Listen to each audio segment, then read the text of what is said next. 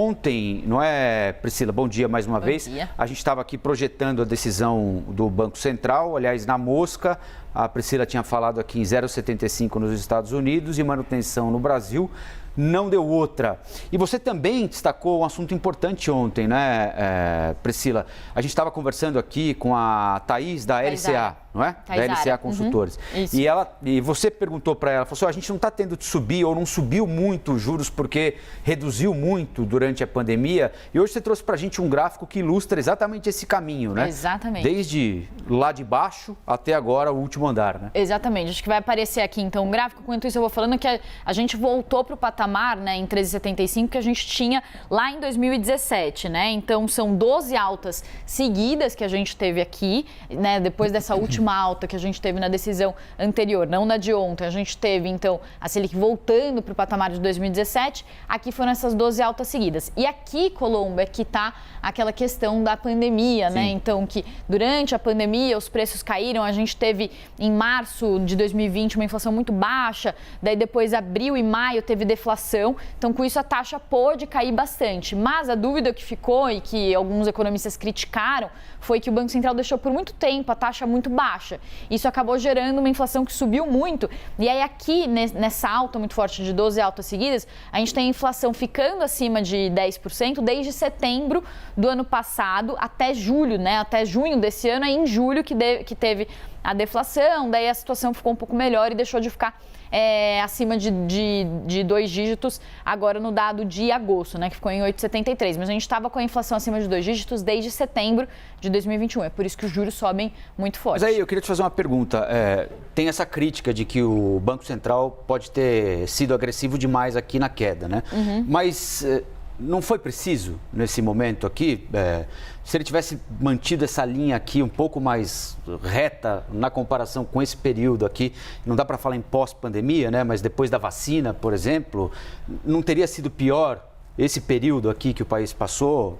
Pois é, né? Tem essa discussão porque aqui foi um período em que a inflação caiu muito, né? E a gente precisava de um estímulo para a economia, porque tudo ficou fechado e a economia passou por um período muito turbulento, né? A questão foi que a inflação já estava voltando a subir, já tinha toda uma conversa aqui no Brasil e no mundo falando sobre o retorno da inflação por causa dos choques de oferta, da pandemia, matérias-primas que não chegavam por causa dos gargalos. Então já se sabia que a inflação ia voltar a subir.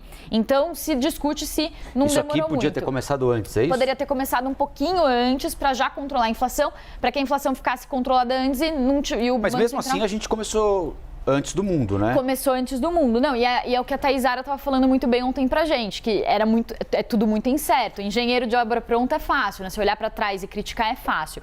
A questão é o que vai acontecer. E aí, falando especificamente do momento que a gente está e o que vem adiante, né? Tem 3 questões que eu queria destacar de ontem da decisão, né? Então, dentro do esperado da decisão, mas o importante era o comunicado e foi o que aconteceu, né? O Banco Central não foi unânime na decisão, isso é importante. Teve 2 diretores que queriam aumentar a Selic, levar para 14%.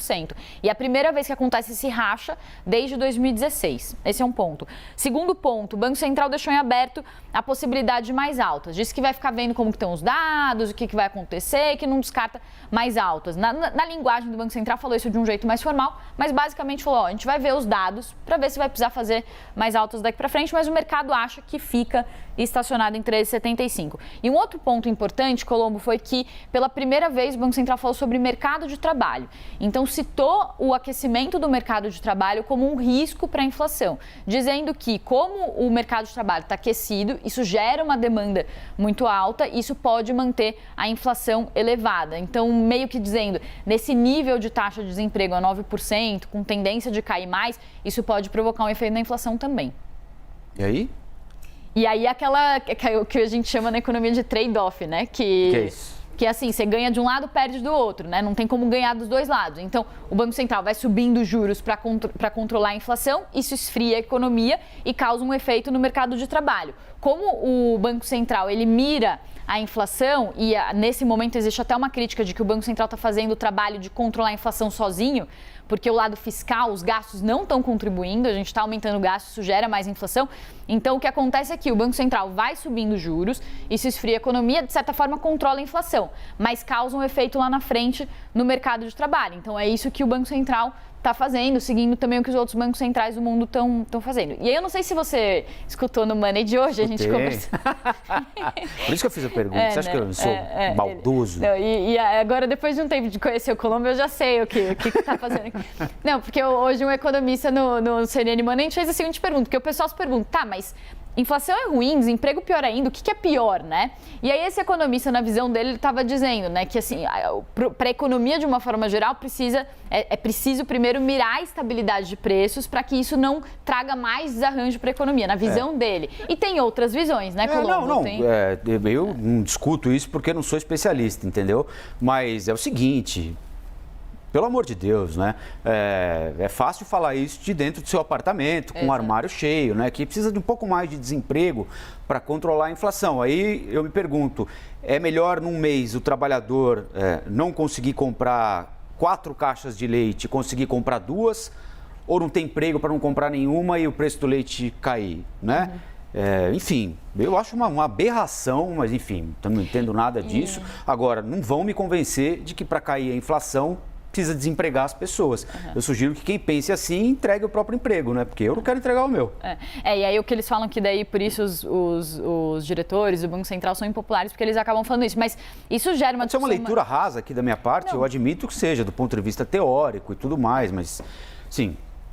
Espera um pouco, né? Não, mas isso gera uma discussão mais profunda, que acho que é importantíssimo esse ponto que o Colombo coloca, porque é o seguinte, se a gente tivesse um planejamento mais estrutural da nossa economia, a gente não ia precisar subir tanto a nossa taxa de juros, né? Então a gente está falando, por exemplo, de uma alta de juros nos Estados Unidos fortíssima, que está levando a taxa para 4,5% é a taxa que eles estão prevendo lá.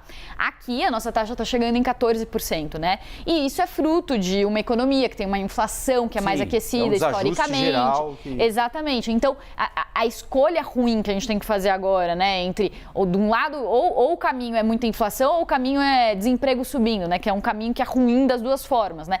Essa escolha muito ruim, ela acontece justamente porque a gente não fez lição de casa, reformas, então a gente não conseguiu criar uma estrutura de economia que permitisse uma taxa de juros menor e ali um cenário de preços comportado com um emprego pleno, né. Bom, vamos fazer o seguinte, a gente abre um cadastro, então, quem quiser abrir mão do próprio emprego pelo controle da inflação, só procurar a Priscila Asbeck nas redes sociais, tá bom? Não, eu só sou a mensageira. Ele tá querendo matar a mensageira aqui. Não. Não foi você que falou. Eu tô dizendo que a gente precisa de alguém para formular essa lista, né? Vamos. Hashtag.